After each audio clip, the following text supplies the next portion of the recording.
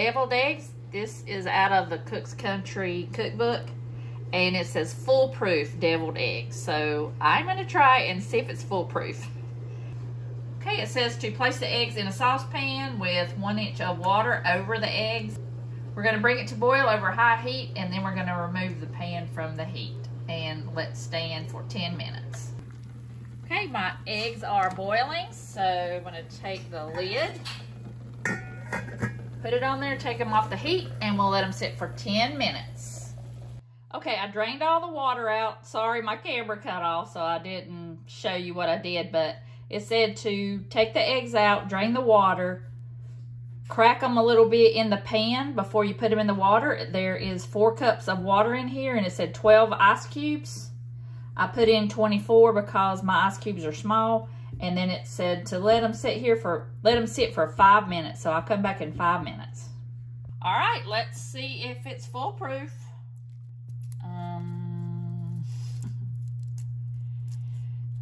Peeling is coming off of it.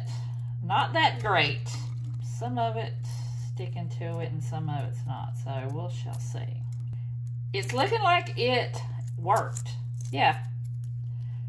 I think it did work.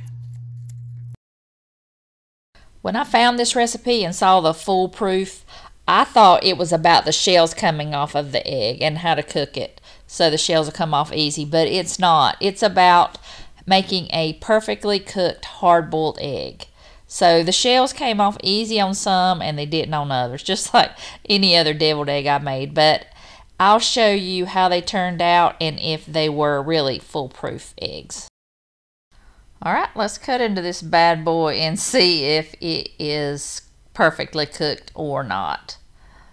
Okay, I don't see a green ring around it, so I think it was actually foolproof.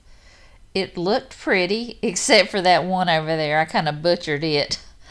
But, you know, with that little film that you get sometimes you can pull on that and it'll pull the shell right off, but it didn't work this time. But it looks like a perfectly cooked egg, so I'm going to cut the rest of them and then we'll see what happens and we'll make some deviled eggs. I can't wait. I haven't had a deviled egg in forever. I originally bought this egg tray just for some duck eggs because it's a little bit bigger, but they were too big when you put the lid on there. But it works pretty good for an egg tray, so I'll do that next time. This was just a trial run to see if the foolproof eggs worked, and they were foolproof because they were perfectly cooked and they were delicious. And I didn't go by their recipe. I just put salt, pepper, mayonnaise, and just a little spoonful of relish, and they were perfect. So I will definitely be making these again in a couple days for Thanksgiving.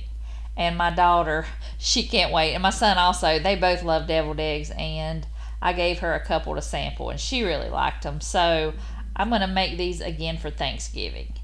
And I just thought I would give you this video just in case you're making these for your Thanksgiving dinner. You need to make them. They were really perfect.